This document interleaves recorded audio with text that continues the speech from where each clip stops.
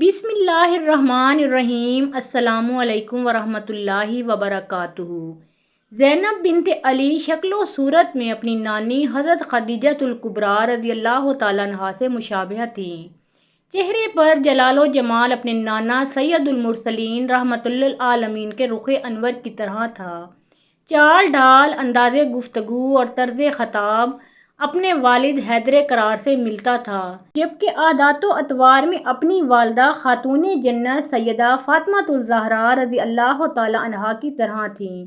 صبر و شکر، قناعت و درگزر اپنے بڑے بھائی حضرت حسن رضی اللہ تعالیٰ عنہ سے، جبکہ حق گوئی و بے باکی، شجاعت و بے خوفی، مصائب سے پنجہ آزمائی اور باطل قوتوں سے ٹکرا جانا اپنے دوسرے بھائی شہید کربلا سیدنا امام حسین علیہ السلام سے سیکھا۔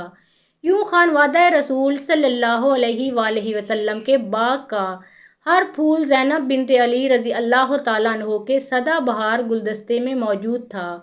سانحہ کربلا کے دوسرے دن بنات اہل بیت کو قیدیوں کی حیثیت سے کوفہ روانہ کیا گیا تو شمر کی حضرت زین العابدین علیہ السلام پر نظر پڑی۔ اس نے انہیں بھی شہید کرنا چاہا، لیکن حضرت زینب رضی اللہ تعالیٰ عنہا بیمار بھتیجے سے لپٹ گئیں اور انہیں شہید ہونے سے بچا لیا۔ نواسہ رسول صلی اللہ علیہ وآلہ وسلم کے سر مبارک کو ایک تشت میں رکھ کر جابر و فاسق عبید اللہ بن زیاد کے سامنے پیش کیا گیا۔ کوفے کے اس ظالم اور لالچی گورنر نے بے شرمی اور بے ہودگی کا مظاہرہ کرتے ہوئے غم زدہ خواتین کو مزید ذہنی اذیت پہنچائی، پھر حکم دیا کہ دمشق لے جانے سے پہلے ان سب کو کوفے کے بازاروں میں گھماؤ۔ مورخین لکھتے ہیں کہ ہزاروں کی تعداد میں کوفی گھروں سے نکل آئے۔ اس موقع پر سیدہ زینب رضی اللہ تعالیٰ عنہا اپنے جذبات پر قابو نہ رکھ سکیں۔ انہوں نے بآواز بلند کہا، اے عہد توڑنے والوں، دھوکے باز کوفیوں! تم نے میرے بھائی کو خطوط لکھ کر بلایا، ان کے نام پر بیعت کی، لیکن پھر تم اپنے گھروں میں چھپ کر بیٹھ گئے۔ تمہاری اس غداری پر اللہ تم کو کبھی بھی معاف نہیں کرے گا۔ میدان کربلا میں ہونے والے قتل عام میں تم برابر کے شریک ہو۔ ان مقدس ہستیوں کو یزیدی فوج کے حصار میں قیدی کی حیثیت سے دمشق لے جایا گیا اور یزید کے دربار میں پیش کیا گیا۔ کچھ مورخین لکھتے ہیں کہ یزید نے امام حسین علیہ السلام کے عمر کو دیکھا تو آپ دیدہ ہو گیا۔ اس نے اس اندوہناک شہادت اور عظیم سانحہ کی تمام تر ذمہ داری گورنر کوفہ عبید اللہ ابن زیاد پر ڈال دی۔ اگر یہ بات درست ہے تب بھی تاریخ یزید کو اس واقعے سے کبھی بھی بری الذمہ قرار نہیں دے سکتی کہ حاکم وقت کی مرضی اور منشا کے بغیر اتنا بڑا سانحہ ہو جانا ممکن ہی نہیں۔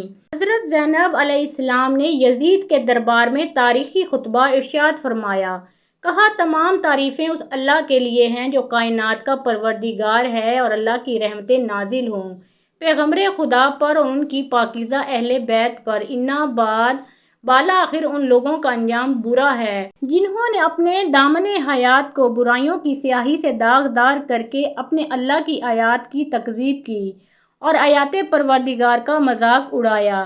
اے یزید، کیا تو سمجھتا ہے کہ تو نے ہم پر زمین کے گوشے اور آسمان کے کنارے تنگ کر دیے اور رسول اللہ صلی اللہ علیہ وآلہ وسلم کی آل کو رسیوں اور زنجیروں سے جکڑ کر در بدر پھرانے سے تو اللہ کی بارگاہ میں سرفراز ہوا اور ہم رسوا ہو گئے؟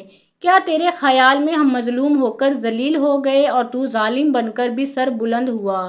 کیا تو سمجھتا ہے کہ ہم پر ظلم کر کے اللہ کی بارگاہ میں تجھے شان و مقام حاصل ہو گیا؟ آج تو اپنی ظاہری فتح کی خوشی میں سر مست ہے، مسرت و شادمانی سے سرشار ہو کر اپنے غالب ہونے پر اترا رہا ہے اور خلافت کے ہمارے مسلمہ حق کو غصب کر کے خوشی و سرور کا جشن منانے میں مشغول ہے۔ اپنی غلط سوچ پر مغرور نہ ہو اور ہوش کے ناخن لے۔ کیا تو نے اللہ کا یہ فرمان بھلا دیا کہ حق کا انکار کرنے والے یہ نہ سمجھیں کہ ہم جو انہیں مہلت دیتے ہیں یہ ان کے حق میں بھلائی ہے؟ ہم انہیں مہلت اس لیے دیتے ہیں کہ وہ گناہ میں زیادتی کریں اور ان کے لیے خوار کرنے والا عذاب ہے۔ تلقا کے بیٹے، کیا یہ تیرا انصاف ہے کہ تو نے اپنی مستورات اور لونڈیوں کو چادر اور چار دیواری کا تحفظ فراہم کر کے پردے میں بٹھا رکھا ہے، جبکہ رسول اللہ صلی اللہ علیہ وآلہ وسلم کی صاحبزادیوں کو برہنہ سر در بدر پھرا رہا ہے۔ اے یزید، یاد رکھ کہ اللہ آل رسول صلی اللہ علیہ وآلہ وسلم کا تجھ سے انتقام لے کر ان مظلوموں کا حق انہیں دلائے گا اور انہیں امن و سکون کی نعمت سے مالا مال کرے گا۔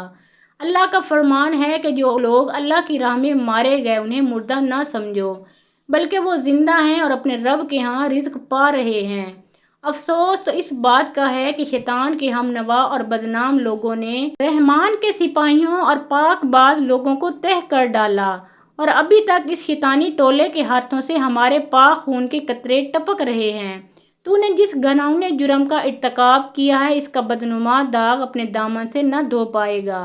اب تیری حکومت کے گنتی کے چند دن رہ گئے ہیں، تیرے سب ساتھی تیرا ساتھ چھوڑ جائیں گے، تیرے پاس اس دن کی حسرت و پریشانی کے سوا کچھ بھی نہیں بچے گا جب منادی ہوگی کہ ظالم و ستمگر لوگوں پر اللہ کی لعنت ہے۔ یزید نے کچھ دن کے بعد ان خواتین کو ایک صحابی رسول صلی اللہ علیہ وآلہ وسلم حضرت نعمان بن بشیر رضی اللہ تعالیٰ عنہ کی نگرانی میں انہیں مدینہ منورہ روانہ کر دیا۔ سانحہ کربلا اور اہل بیت کے قافلے کی آمد کی اطلاع بھی موصول ہو چکی تھی، چنانچہ اہل مدینہ نے شہر سے باہر نکل کر قافلے کا استقبال کیا۔ نہایت پرسوز منظر تھا، ہر شخص اشکبار تھا۔ قافلے میں شامل خواتین غم سے نڈھال تھیں۔ دوسرے دن حضرت زینب رضی اللہ تعالیٰ عنہا نے روضہ مبارک پر حاضری دی اور درود و سلام کے بعد سانحہ کی رودات پیش کی۔ ایک روایت میں ہے کہ جس وقت قیدیوں کو دمشق لایا گیا تھا تو اس وقت ایک عورت یزید کی بیوی ہند کے پاس آئی اور اس سے کہا کہ اے ہندا، ابھی کچھ قیدی آئے ہیں، انہیں دیکھ کر دل دہل اٹھا ہے، آؤ وہیں چلیں۔ ہندا اٹھی اور اس نے ایک عمدہ لباس زیب تن کیا اور اپنی بھرتاپا چادر اوڑھی اور اس مقام پر آئی اور اس نے خادمہ کو حکم دیا کہ کرسی لائی جائے۔ جب وہ کرسی پر بیٹھ گئی تو حضرت زینب رضی اللہ تعالیٰ عنہا کی نظر اس پر پڑی۔ آپ رضی اللہ تعالیٰ عنہا نے غور سے اس کی طرف دیکھا تو اسے پہچان لیا اور اپنی بہن ام کلثوم رضی اللہ تعالیٰ عنہا سے کہا، بہن کیا آپ نے اس عورت کو پہچان لیا ہے؟ ام کلثوم رضی اللہ تعالیٰ عنہا نے جواب دیا کہ نہیں، میں نے اسے نہیں پہچانا۔ حضرت زینب رضی اللہ تعالیٰ عنہا نے فرمایا، یہ ہماری کنیز ہند بنت عبداللہ ہے جو ہمارے گھر میں کام کاج کیا کرتی تھی۔ حضرت زینب رضی اللہ تعالیٰ عنہا کی بات سن کر جناب ام کلثوم رضی اللہ تعالیٰ عنہا نے اپنا سر نیچے کر لیا اور حضرت زینب رضی اللہ تعالیٰ عنہا نے بھی اپنا سر جھکا لیا تاکہ ہند ان کی طرف متوجہ نہ ہو، لیکن ہند ان دونوں کو غور سے دیکھ رہی تھی۔ اس نے آگے بڑھ کر پوچھا، آپ نے آپس میں کیا گفتگو کی ہے؟ کہ جس کے بعد پر اسرار طور پر اور خاص انداز میں اپنا سر بھی جھکا لیا۔ کیا کوئی خاص بات ہے؟ حضرت زینب رضی اللہ تعالیٰ عنہا نے کوئی جواب نہ دیا اور خاموش کھڑی رہیں۔ ہند نے پھر پوچھا، اے مستورہ، آپ کس علاقے سے ہیں؟ اب حضرت زینب رضی اللہ تعالیٰ عنہا خاموش نہ رہ سکی اور فرمایا، ہم مدینے کے رہنے والے ہیں۔ ہند نے جب مدینہ منورہ کا نام سنا تو اپنی کرسی چھوڑ دی اور احترام سے کھڑی ہو گئی اور پوچھنے لگی، بہن کیا آپ مدینہ والوں کو جانتی ہیں؟ حضرت زینب رضی اللہ تعالیٰ عنہا نے فرمایا، تم کن مدینے والوں کے بارے میں دریافت کرنا چاہتی ہو؟ ہند نے کہا، میں حضرت علی رضی اللہ تعالیٰ عنہ کے گھرانے کے متعلق پوچھنا چاہتی ہوں۔ حضرت علی رضی اللہ تعالیٰ عنہ کے گھرانے کا نام لے کر ہند کی آنکھوں سے محبت کے آنسو جاری ہو گئے اور خود کہنے لگی، میں اس گھرانے کی خادمہ تھی اور وہاں کام کیا کرتی تھی، مجھے اس گھرانے سے بہت محبت ہے۔ حضرت زینب رضی اللہ تعالیٰ عنہا نے پوچھا، تم اس گھرانے کے کن افراد کو جانتی ہو اور کن کے متعلق دریافت کرنا چاہتی ہو؟ ہند نے کہا، میں حضرت علی رضی اللہ تعالیٰ عنہ کی اولاد کا حال معلوم کرنا چاہتی ہوں، حضرت حسین علیہ السلام اور اولاد حسین علیہ السلام اور علی علیہ السلام کی پاک باز لڑکیوں کا حال معلوم کرنا چاہتی ہوں۔ خاص طور پر میں اپنی آقا زادیوں زینب و ام کلثوم علیہ السلام کی خیریت دریافت کرنا چاہتی ہوں، اور اسی طرح فاطمۃ الزہرا رضی اللہ تعالیٰ عنہا کی دوسری اولاد کے متعلق معلوم کرنا چاہتی ہوں۔ حضرت زینب رضی اللہ تعالیٰ عنہا نے ہند کی بات سن کر اشک بار آنکھوں کے ساتھ جواب دیا، تو نے جو کچھ بھی پوچھا ہے میں تفصیل سے تجھے بتاتی ہوں۔ تو نے علی علیہ السلام کے گھر کے متعلق پوچھا ہے تو ہم اس گھر کو خالی چھوڑ کر آئے ہیں۔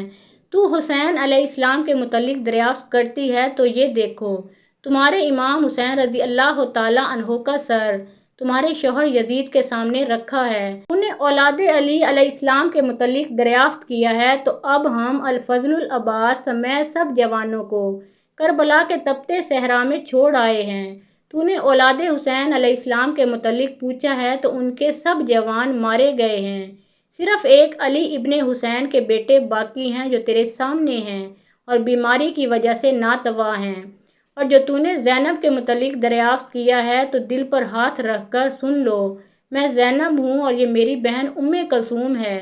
حضرت زینب رضی اللہ تعالیٰ عنہا کا دردناک جواب سن کر ہند کی چیخ نکل گئی اور منہ پیٹ کر کہنے لگی، ہائے یہ کیا ہو گیا، ہمارے امام کا کیا حال کیا ہے، کاش میں اس سے پہلے اندھی ہو جاتی اور فاطمہ کی بیٹیوں کو اس حال میں نہ دیکھتی۔ روتے روتے ہند بے قابو ہو گئی اور ایک پتھر اٹھا کر اپنے سر پر اتنی زور سے مارا اللہ اس کا سارا بدن خون خون ہو گیا اور وہ گریہ زاری کرتے ہوئے بے ہوش ہو گئی۔ جب ہوش میں آئی تو حضرت زینب رضی اللہ تعالیٰ عنہا اس کی طرف متوجہ ہو کر فرمانے لگی، اے ہند تم کھڑی ہو جاؤ اور اپنے گھر چلی جاؤ کیونکہ تمہارا شوہر یزید بڑا ظالم شخص ہے، ممکن ہے تمہیں اذیت پہنچائے۔ ہم اپنی مصیبت کا وقت گزار لیں گے، ہم یہ نہیں چاہتے کہ ہماری وجہ سے تمہارا سکون تباہ ہو جائے۔ ہند نے جواب دیا، باخدا مجھے حضرت حسین رضی اللہ تعالیٰ عنہ سے زیادہ کوئی چیز عزیز نہیں ہے، میری زندگی کا سکون ختم ہو چکا ہے، اب میں اپنی زندگی کے باقی لمحات اسی طرح روتے ہوئے گزاروں گی۔ اور کہا، اے اہل بیت کی شہزادیوں میں آپ سے درخواست کرتی ہوں آپ سب میرے گھر آئیں ورنہ میں بھی آپ کے ساتھ یہیں بیٹھی رہوں گی اور قطعاً اپنے گھر نہیں جاؤں گی۔ یہ کہہ کر ہند کھڑی ہوئی اور اپنی چادر اتار کر یزید کے پاس آ گئی۔ یزید اس وقت بیرون ملک سے آیا تھا۔ ہند نے یزید سے کہا، اے یزید کیا تو نے حکم دیا ہے کہ امام حسین علیہ السلام کا سر نیزے کی نوک پر بلند کیا جائے اور دروازے پر لٹکا دیا جائے؟ نواسہ رسول صلی اللہ علیہ وآلہ وسلم کا سر میرے گھر کے دروازے پر۔ یزید نے اپنی زوجہ کو اس حالت میں دیکھا تو فوراً اٹھ کھڑا ہوا اور بھرے دربار میں اسے سرے برہنہ دیکھ کر برداشت نہ کر سکا، اسے چادر پہنائی اور کہنے لگا، ہاں یہ حکم میں نے دیا ہے، اب تو نواسہ رسول پر گرایہ و ماتم کرنا چاہتی ہے تو بے شک کر، لیکن حقیقت یہ ہے کہ ابن زیاد نے جلد بازی سے کام لیتے ہوئے حسین علیہ السلام کو قتل کر ڈالا ہے۔ جب یزید نے مکر و فریب سے بھرے ہوئے جملے کہے تو اس وقت اس نے ہند کو چادر اڑائی تو ہند نے کہا، اے یزید خدا تجھے تباہ و برباد کرے، اپنی زوجہ کو بھرے مجمع میں سرے برہنہ دیکھ کر تیری غیرت جاگ اٹھی ہے، مگر تو رسول اللہ صلی اللہ علیہ وآلہ وسلم کی صاحبزادیوں کو کھلے عام سرے برہنہ بازاروں اور درباروں میں لایا ہے اور ان کی چادر چھین کر انہیں نامحرموں کے سامنے لاتے وقت تیری غیرت کہاں گئی تھی؟ اے یزید لعنت ہو تجھ پر، یہ کہہ کر وہ وہاں سے چلی گئی۔ مورخین لکھتے ہیں کہ کچھ عرصہ کے بعد مدینہ منورہ میں قیام کے بعد حضرت زینب رضی اللہ تعالیٰ عنہا اپنے شوہر اور بچوں کے ساتھ شام چلی گئیں۔ 63 ہجری میں دمشق میں ان کا انتقال ہوا۔